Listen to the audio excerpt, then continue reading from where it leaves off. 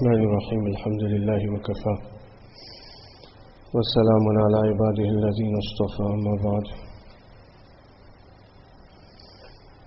قال الله تعالى في شان حبيبه إن الله وملائكته يصلون على النبي يا أيها الذين آمنوا صلوا عليه وسلموا تسليما اللهم صل على سيدنا ومولانا محمد وعلى آل سيدنا ومولانا محمد وبارك وسلم يا رب صل وسلم دائما أبدا على حبيبك خير الخلق كلهم أما بعد. Respected brothers and sisters, Assalamu alaikum wa rahmatullahi wa barakatuh. Hazrat Ibrahim bin Adham rahmatullah alayhi was amongst those awliya Allah that the early stages of his life were passed in great pomp and glory of this world, and he was the king of the time. So we can imagine a king and who ruled over a very big kingdom, what would not be at his disposal in terms of the luxury and comfort and pleasures and enjoyment of this world. Today, if an ordinary working class person can have so much of enjoyment, a businessman, a wealthy person can own so many things of this world of comfort and luxury and pleasure. So, and even the presidents and so forth cannot compare with the kings of the past, because they had total control, total authority. They owned immense wealth which is beyond our wildest imagination what they owned. But despite all this comfort and luxury, there was a restlessness in his heart, and this was the restlessness that Allah Ta'ala must give each and every one of us. The restlessness of the Akhirat, the worry of the Akhirat, the concern of the Akhirat, and the deep understanding and realization that all this is just temporary. In seconds it can be over and it's done and finished, and then we are forever in the other life. So Ibrahim bin Adham rahmatullah alayhi realized that the luxury and riches of this world was a mere deception, and that true happiness lies in striving and working towards the akhirah, the happiness of the akhirah. Allah Ta'ala planted the seeds in his heart, and this is only from the tawfiq of Allah subhanahu wa ta'ala. Otherwise, if Allah does not give tawfiq and Allah does not plant that seed in the heart, we will not see that light, we will not get that realization. There are those people who are right, like you can say, one leg in the grave and the other leg on the banana peel. In other words, they just slip and they inside the qabr, right there. But there isn't even one trace, one iota of fikr of akhirat to be seen anywhere in their life. Yet they're right there. Anytime life can go. So it comes from tawfiq of Allah subhanahu wa ta'ala. And Ibrahim bin Adham rahmatullah alayhi, when Allah ta'ala gave him that tawfiq, then he relinquished his entire kingdom. He gave up all the material things of this world, the pleasures of this world. And literally, like they say, it was from rags to riches, and here it became riches to rags overnight. Overnight, gave everything up. He gave over the kingdom to somebody else. He took little bit possessions of the world for his survival. And he set out to go and make ibadat of Allah Ta'ala and make tarbiyat and tazkiyah of his nafs. And thereafter, Allah subhanahu wa ta'ala elevated his stages, gave him a lot of izzat and respect and maqam. After a lot of mujahada, tawbah and istighfar, repenting and so on, Hazrat Mufti Mahmud rahmatullah alayhi mentioned the incident of Hazrat Ibrahim bin Adham rahmatullah alayhi, And he mentions that during one of his travels, Ibrahim bin Adham rahmatullah alayhi rested for a while on the shore of the sea, and he took out his little rusty needle and he was stitching some garment that had been torn. The king now, man who was the king, is sewing his own clothes. So as he was busy, a person who once served as a minister in the court of Ibrahim bin Adham, he saw him and he came rushing to him and he says that you are my king and I worked under you. And I'm finding amusing that you who was the king, who had every luxury and comfort at his disposal yesterday, today you are stitching your own clothing. And he asked him, I cannot understand what pleasure you get out of this. As the king, you had all the comforts of the world at your feet, but now you have to do all of this. Ibrahim bin Adham rahmatullah alayhi didn't say anything, and he took that needle and he threw it into the sea, and he said that let us see what happens. Let us see what happens. After a short while, Ibrahim bin Adham rahmatullah alayhi called out and he said, O fish of the ocean, surface with my needle. No sooner he said this, that thousands and thousands of fish came onto the surface of the water, and each one of them had a gold needle in their mouth. Ibrahim bin Adham looked at that person and he told him, you see what you've seen? He said, oh fish, go back. This is not what I asked for. And the fish go back and they come up for the second time, and this time they all come back with silver needles in their mouths, every one of them. And he says, go back, I asked for my needle. Finally one fish comes up and it brings that needle of Ibrahim bin Adham and it presents it to him. Ibrahim bin Adham rahmatullah alayhi then turned to that man and said to him, that tell me, is this the kingdom of the world better, or is this kingdom better? And he said, this is the smallest of gifts Allah Ta'ala has given me for relinquishing this world. This is the smallest. We can imagine what other great things Allah subhanahu wa ta'ala must have granted to Hazrat Ibrahim bin Adham rahmatullah alayhi. So these incidents are not just that we sit and we hear about it and we marvel and we say, MashaAllah, the awliya Allah, they perform such karamats and miracles, and this was for them. But Allah subhanahu wa ta'ala has left that door of wilayat open for the ummah till the day of Qiyamah. Every single one has the potential of becoming the wali of Allah, and we can also achieve, maybe we won't have that darja or that rank, but Allah subhanahu wa ta'ala can count us and include us in the rank of the awliya, and that is by doing what the awliya Allah did. By doing what the awliya Allah did, then we can attain that. Now what did the awliya Allah do? What was the greatest act of the awliya Allah? What was the greatest good deed of the Ahlullah, the awliya Allah? Their greatest act was to give up guna and sin.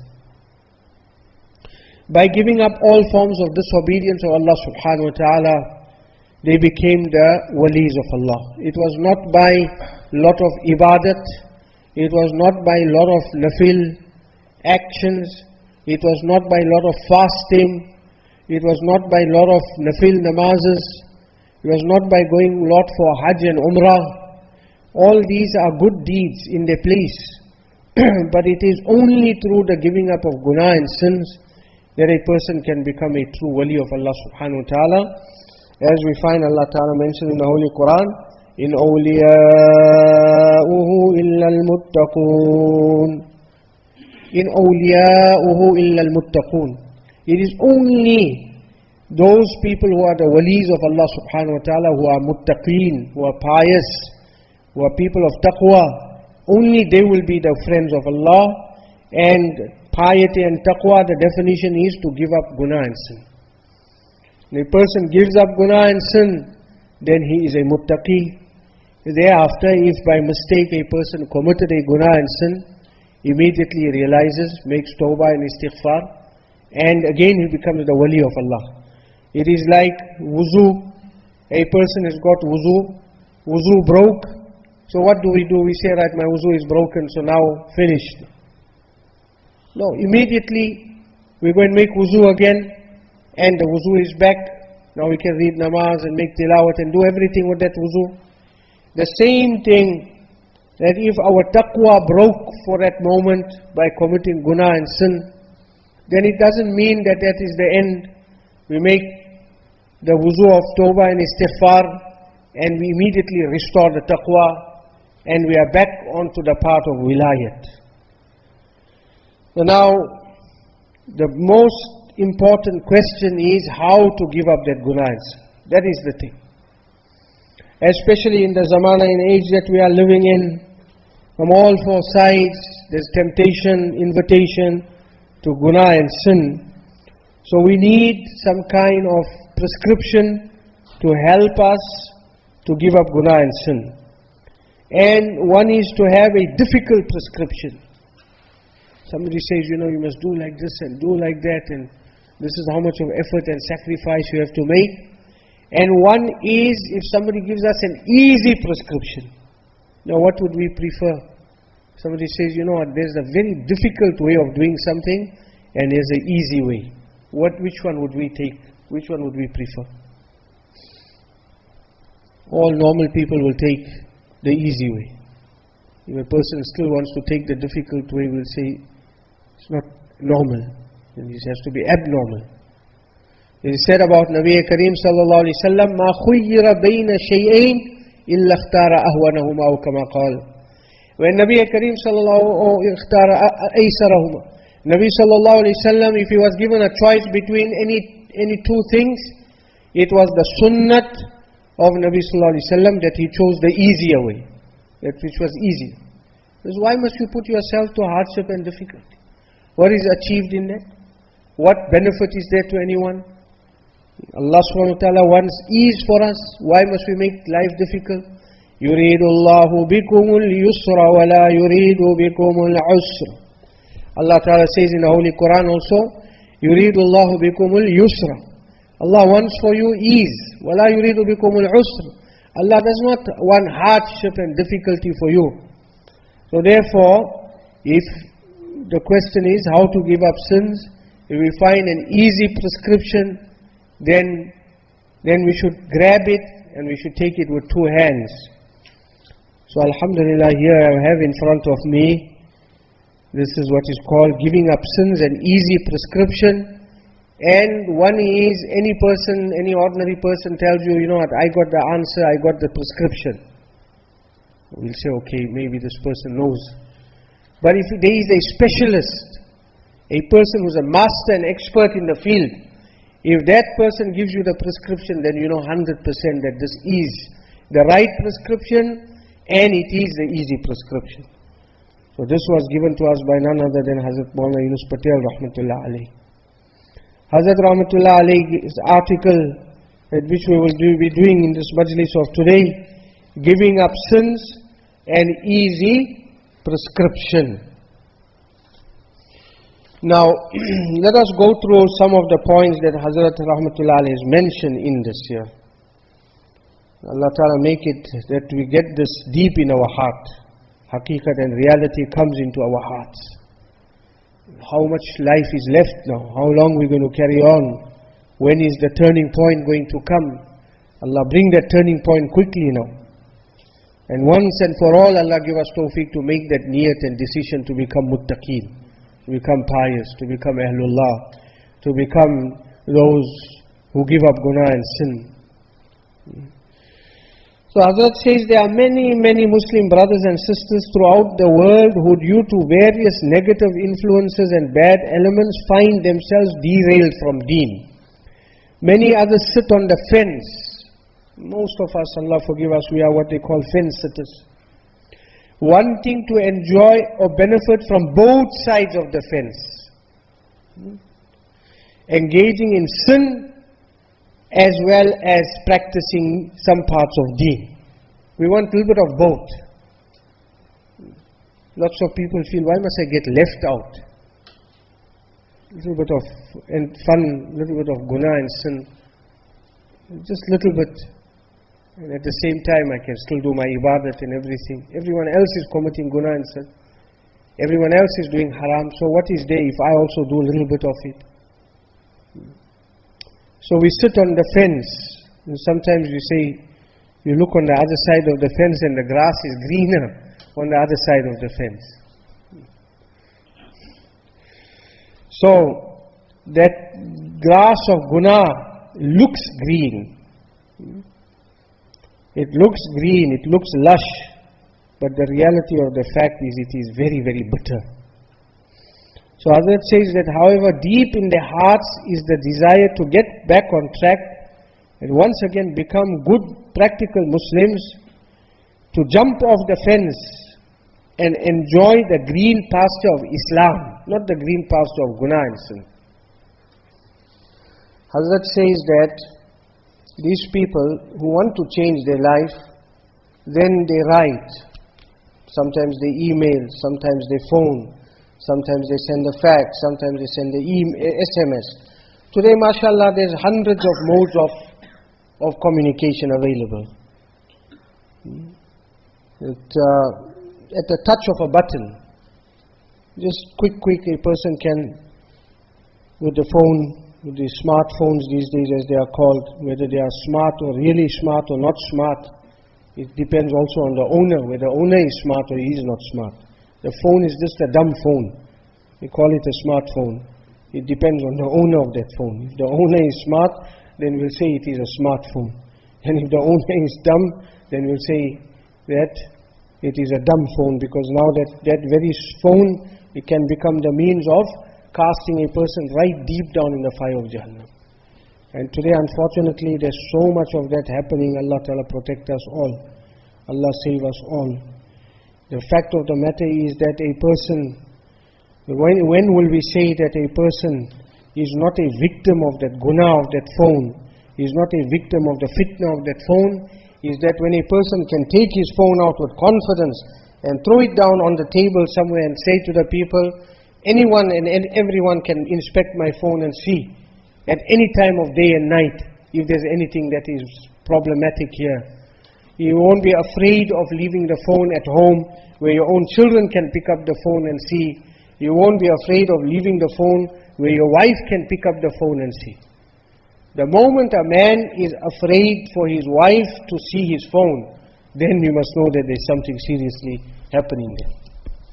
Then you must know there's something seriously going wrong. Or vice versa. Today it can be vice versa. If the wife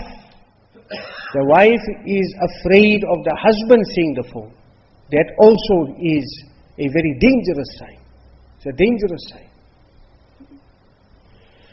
So, we must live in such a way, and we must not be afraid at any time. Anyone picks up our phone and sees, there must not be anything in there. And if anybody doesn't pick up our phone and see, Allah subhanahu wa ta'ala is seeing. Allah is there all the time. Can we hide? You can, maybe people own these days two phones. So one is for showing everyone else, and one is a secret phone, where nobody must see that phone. How much are we going to hide? One day it will get caught. One day we'll get caught. There's an article I was just seeing in the paper this afternoon, just glancing through it, about the dangers of all this social media and so forth. And they said that there was a man, non-Muslims, he always used to hide his phone from his wife. Finally his wife found the phone. And when she read all the messages that were in there, immediately she made the decision that that's the end of the marriage. Walked out and gone. So Allah Ta'ala protect us and save us. That yes, the phone is a very useful instrument. You can keep ta'alluq with your sheikh, for example, through that very phone. That very phone can become the means of your quick islah. The phone can become the means of your being up to date with regards to your islah and so forth, if you take permission and, for example, you correspond frequently. Obviously, you must also keep everything within balance, and everything must be done with i'tidal, and everything must be done with moderation. You can't be sending an email every day to your sheikh and you expect the sheikh must give a reply every day to your email. He's got so many other people to look after, he's got so many other emails to reply to, he's got so many letters and faxes to reply to. A person expects, now every day I'll send my sheikh an email and every day he must give a jawab. So that is not practical, that is not being balanced, that's not being considerate, that's not being fair to the other people.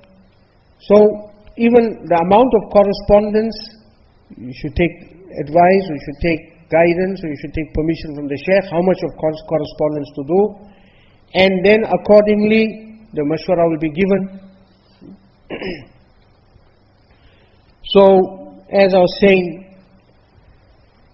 that if a person in the beginning wants to correspond, very frequently, then it mustn't happen that later on we lose the impetus and the josh is gone. Then after that, weeks go past and months go past and years go past and the person doesn't correspond with the sheikh at all. So we rather set a certain pace and keep at that. But what I was saying is again, that the phone can become a means. Sometimes if a person wants to find out something quickly, or a short, like SMS is supposed to be short message service, but it's not short anymore. Long SMSs are coming to me. So, therefore, Hazrat says that people write, and they used to write to Hazrat Rahmatullah Ali, as we know. How many people corresponded with him, how many people used to write to him, how many people used to visit him, how many people used to phone him, how many people used to fax to him, seeking guidance, seeking direction. And Hazrat replied to their emails, he replied to their letters. We know that so many of those have already been compiled, and inshallah, in due course, Allah make it possible that that correspondence will also be published. The correspondence that our Shaykh Hazrat Shah Hakim Muhammad Akhtar Sahib Damat Barakatuhum has with his murideen, that has already been compiled in 2 volumes, thick volumes. And 1 volume is already translated into English. And it's called Tarbiyat Ashiqan Khuda, the Tarbiyat of the lovers of Allah. And you read in there the different halat, different conditions that overcame different people. Different people went through different stages, different phases, different problems, difficulties and so forth. And what beautiful advice, nasihat, our Shaykh Damat Barakatuhum would give, and through that they found the answer and the way forward. It's possible, the English translation is also available of that first volume of Tarbiyat Ashiqan Khuda. You must try and get hold of a copy of it. It's called also Remedies for Maladies, or Remedies for Spiritual Diseases, it is called.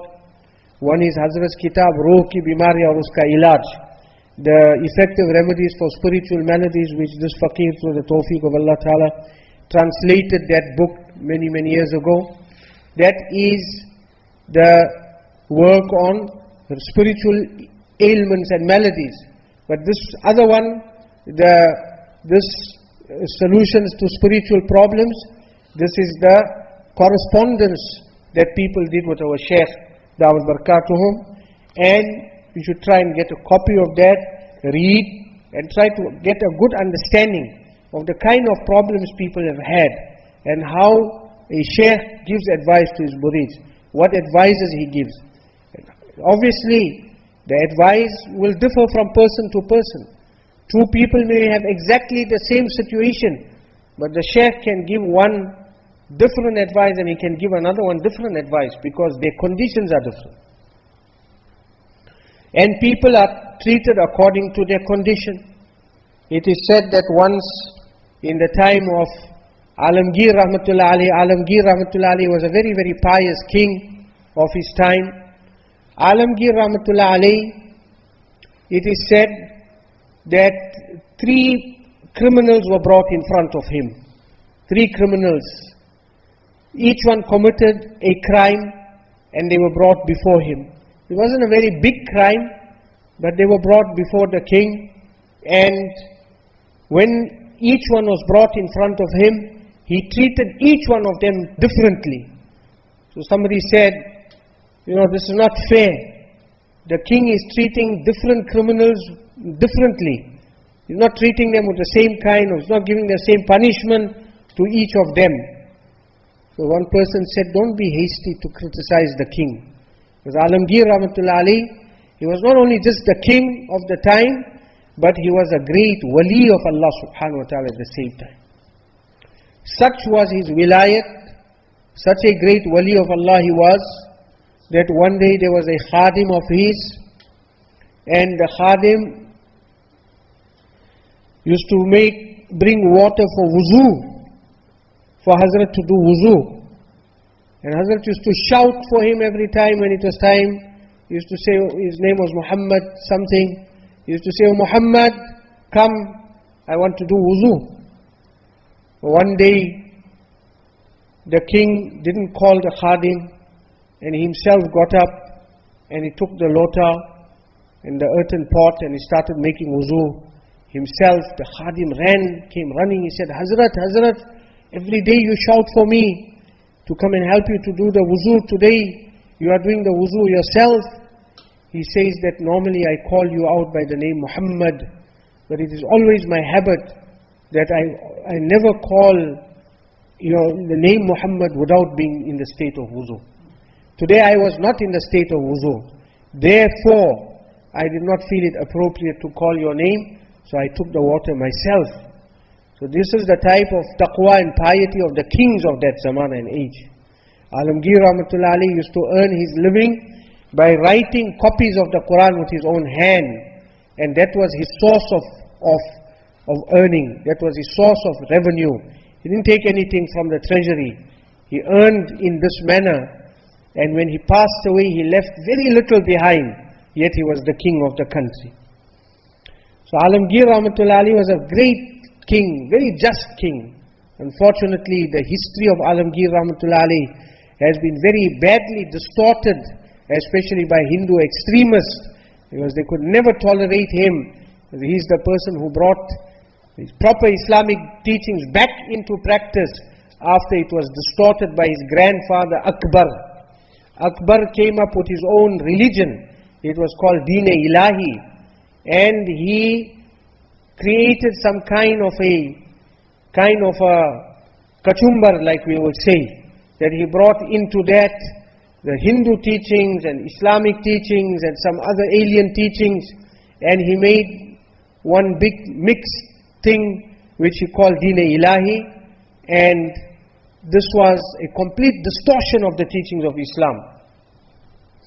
So Hazrat Alamgir Rahmatullah Ali, who was the grandson of Akbar, or the great-grandson of Akbar, when he came, then he changed the whole system around, and through the fazl of Allah subhanahu wa ta'ala, he brought back the true teachings of Islam. And he removed all vestiges of Hindu practice and so forth, and this is why the extremists don't like him at all, and he has been very badly maligned in the history of India, and they will always refer to him in very, very derogatory terms. But the fact of the matter is, he was a very just and fair king, and he was a very pious king. He was a wali of the time. The fact that he is maligned is also an indication that he was indeed a wali of Allah subhanahu wa ta'ala. So Hazrat Alamgir Rahmatullah Ali, when he made this judgment on these 3 people, so what happened is that this person was criticizing. He said, this person said, don't criticize, first go and see what's the condition of these 3 people. So they went to see the first person. Now when Alamgir Rahmatullah Ali, when these 3 criminals were brought in front of him, The first criminal, he just stared at him very hard, and he gave him one hard look, and that was all that he did. And this person went away from there. The second criminal that was brought in front of him, he spoke to him very, very harshly and reprimanded him, and that person went away. The third criminal that was brought in front of him, he lashed him with his whip a few dozen times, and then that person went away from there. So this person said, let us go and see what was the effect. When they went to the first person, they found that he was so affected by that harsh or that hard glance the king gave him, that hard look the king gave him, that he was close to his death, and a few moments later he passed away. Because he said, my king was angry with me, and he looked at me so hard. I'm really a very evil person. And he was so remorseful that he died. The second person, they went to see him. He was ill. He was bedridden. He couldn't even get off the bed because he was so overwhelmed by the shouting and the reprimanding of the king. The third person they went to go and see, and he was laughing, and in fact he was mocking and saying, what was those few shots? Nothing, I can take 100 more. So we see that 3 people committed the same crime, but each one of them has been given different punishment, and the punishment had different effects on each one of them. Therefore, when it comes to the sheikh also, the sheikh might give 2 people with the same problem 2 different remedies altogether according to their halat and condition. So Hazrat says the main weakness is indulgence in sins. Sometimes many sins and excessive indulgence in those sins. A standard prescription that I give as a reply is as follows. Normally Hazrat will give this standard reply, giving people advice how to give up sin, and this is called the easy prescription. Alhamdulillah, many who follow through with the prescription have found a whole new life. They've given up that old life and they found a new life. And what is this new life? A life of peace, a life of happiness, a life of blessings and mercy, and a life of tasting the sweetness of Iman that comes with obedience of Allah subhanahu wa ta'ala. And there is now no more any desire to return to guna and sin and disobedience. People feel that now I've given it up. Now I've seen what is true life. Now I've tasted true sukoon. Now I've tasted true peace of mind. Before that, it looked like it was nice. It looked like it was good. But the fact of the matter, it was really miserable. There was no sukoon, there was no happiness. My dear friends, today if we look at the condition of the ummah, what do we find? The vast majority of the people in the ummah today, their life is like this here. That there's no sukoon, there's no happiness. Yet we are the readers of kalima la ilaha illallah. Yet we got the Quran. Yet we got the hadith. Yet we got everything.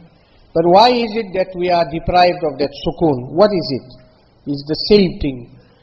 That guna is that poison that deprives us of that spiritual health, that deprives us of that spiritual happiness. For those people who have truly tasted itaat, and they've truly tasted peace of mind, the benefit that comes with giving up guna and sin, they have no desire to go back because they know where they've come from, and they have no desire to go back to that life of disobedience. Allah Ta'ala must give us also that understanding, that desire to make that firm decision and to take that step. Inshallah, there's a number of points that Hazrat Rahmatullah has mentioned here. 1, 2, 3, 4, 5, 6. 6 points that he has mentioned here regarding what to consider, what to look at, and also additionally 1, 2, 3, 4, 5, 6, 7, 8 other points have also been mentioned. It's quite a long discussion, so we won't go into the whole discussion today, But just to touch on some aspects of it, and Hazrat mentioned, for example, that muraqabah is meditating on the action engaged in during the day. So we should reflect over our deeds for the day and seek forgiveness for shortcomings and resolve not to return to those bad deeds. We should also express gratitude on good deeds and make dua for an increase in them. So one important advice Hazrat has given here, how to give up guna and sin, easy way, is to do a lot of muraqabah. Muraqabah is to ponder, to think deeply.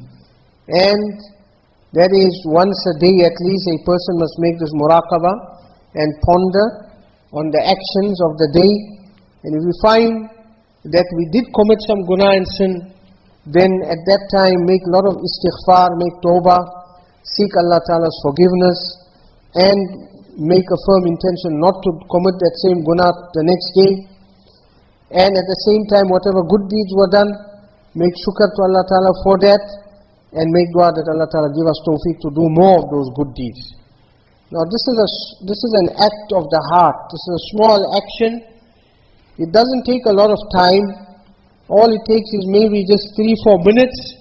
But in that 3-4 minutes, we will find that it can become the turning point in a person's life. But it all has got to do with doing something. One is we have this wishful thinking. We all want automatically everything must happen. Nothing happens automatically. Everything comes through effort. Everything comes through sacrifice. Everything comes to some kind of mehnat.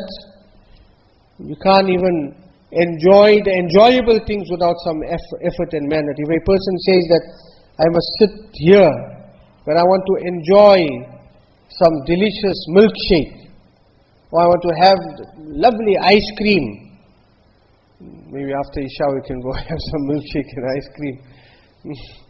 So now, you just sit down. You don't get up from your place. You don't lift, the ice cream is in front of you. You don't take your hand and dish it out to the spoon and lift the spoon to your mouth, and you expect to enjoy that. It will not happen. Even the most enjoyable things require some kind of effort. So for our spiritual development, we require sacrifice. We require some kind of mehnat, effort. This muraqabah, it doesn't take a lot of effort, but there is a little effort involved. But once we get to enjoy it, once we get used to it, that we start making this muraqabah and pondering and meditating, then Allah subhanahu wa ta'ala gives us the tawfiq, and slowly the realization of all the guna and sin, the misdeeds that we do, that will open up, and the tawfiq to give it up will also come to us. May Allah Ta'ala give us tawfiq, make amal. We find today that in this time and age we are living in, all around there are lots of difficulties, problems. We have a lot of calls, people phone, they ask, they want to know, somebody did something. Just today I had 2 phone calls came from 2 sisters, one sister from Johannesburg side, one sister from the Durban area. They're saying that, looks like somebody did something, some things are not going right, and we're getting blocked, and there's some things happening, and we're feeling not nice. Sometimes there may really be such a thing that they have been affected, because sihr, jadoo and all of these things, this is haqq, this is fact, this is reality, it's not just imagination. And sometimes it could just be imagination. Allah Ta'ala knows best. But in this zamana and age, it is very important that we, at the minimum that we do for our hifazat and protection, is after Fajr Salah and after Maghrib Salah, read the 3 quls 3 times. Nabi Sallallahu Alaihi Wasallam himself has mentioned the benefit of this. One is some Buzruk tells us, one is some Wali of Allah tells us, one some pious person says, read this particular wazifa, I found it to be very beneficial. So we say, what, the pious man gave this here, it will definitely have the effect. Who could be more pious than Rasul Sallallahu Alaihi Wasallam? Who could be more knowledgeable, and who could know best what was best for us than Rasul sallallahu alaihi wasallam. So Nabi Kareem sallallahu alaihi wasallam taught us a very easy amal. 3 kuls, 3 times, after Fajr and after Maghrib. And inshallah, the barakat of that is we will enjoy overall protection from all this kind of calamities and disasters, and from all these kinds of problems and the sihr and so on. But again, one more time, it is about doing, not just about knowing. I know it. I know that we must read, but I don't read. Then we can't say that why something is happening to me. We've got to do it. It's only after we do it that we will see the benefit. If we don't do it and we know, and we heard it 100 times and we read it 1,000 times, but we didn't do it, we're not going to get the benefit.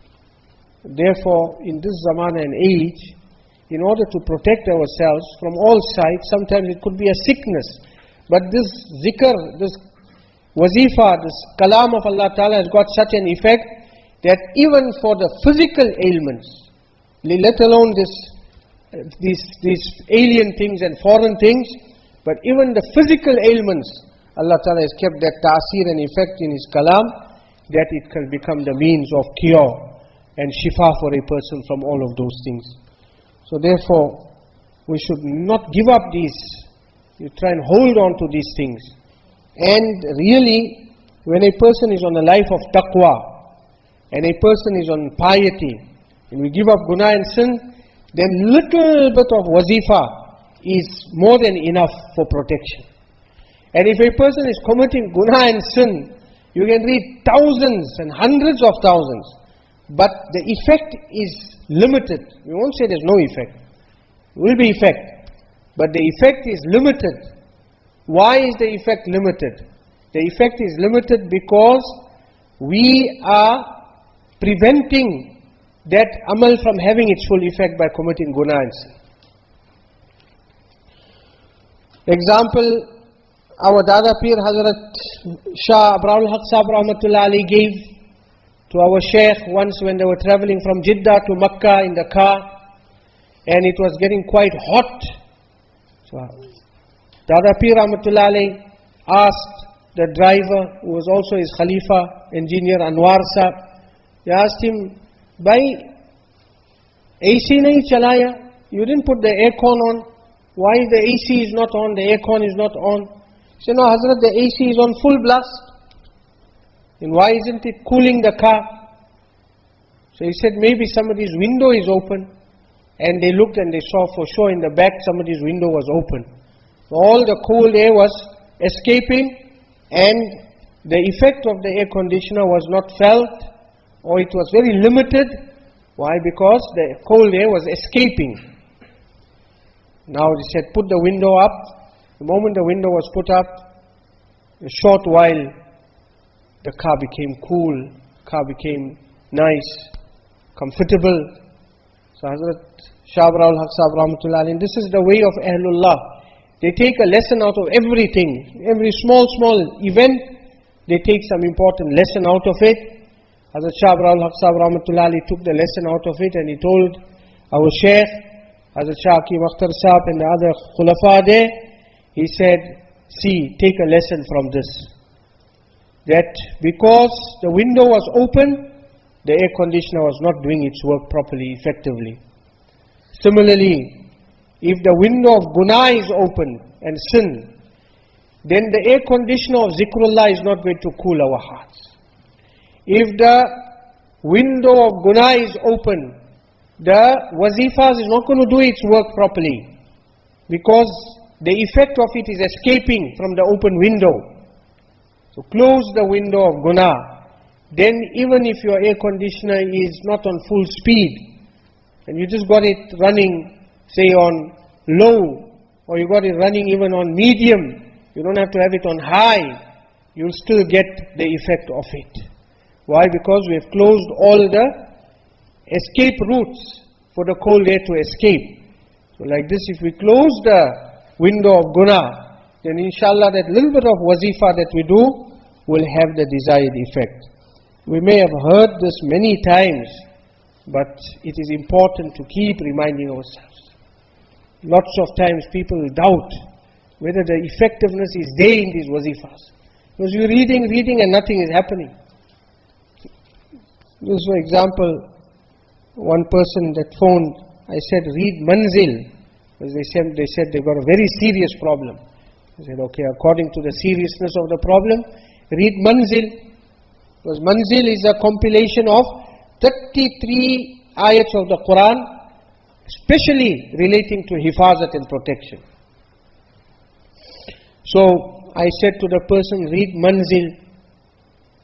So they said, we're reading Manzil, but still there's no effect. Now sometimes Allah Ta'ala puts that waswasa in the mind, that I'm reading, I'm doing everything, but still it's not having the effect. So is there something wrong, Allah forbid, with what I'm reading? Or is there something wrong with me? That is the question we have to ask. There's nothing wrong with what is being read. That is 100% haq and true. There is something wrong with us. We have to look and see that what are we doing wrong that we're not finding the desirable effect. So look into our lives and see. There may be some window of guna open and we're not noticing it, and as a result of which the effect has been lost. Close those windows of guna, read little bit, and we will see the benefit. Our Shaykh Arif Billah, Hazrat Shah Hakim Muhammad Akhtar Sahib Damat Barakatuhum, he says that this is not a zamana for a lot of zikrullah. This is not an age for reading a lot of tasbeehs and so forth, because people don't have the physical strength. They don't have the physical capacity to make so much of zikr. But he says that if you give up guna and sin, then even a little bit of zikrullah, even if it is one tasbih or two tasbihs, morning and evening, you will find the effect of that on your heart. And one is a person can read thousands, but is not giving up guna and sin, then still you will not see the effect of it on the heart. Many of the awliya Allah, you'll find them, they are bedridden, they're lying on their bed, they can't even read one tasbih, because they don't have the strength, the energy. But subhanallah, what nuraniyat, what ruhaniyat, because they gave up guna and sin. They gave up that haram. So Allah subhanahu wa ta'ala keeps that ruhaniyat and that nuraniyat generated all the time in their hearts. Allah give us tawfiq. وآخر دعوانا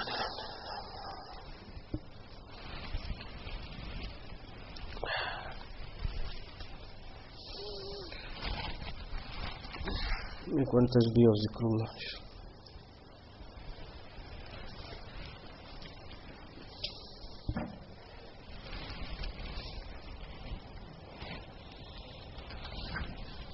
بسم الله الرحمن الرحيم. दिल मेरा हो जाए एक मैदान हूँ, तू ही तू हो, तू ही तू हो, तू ही तू,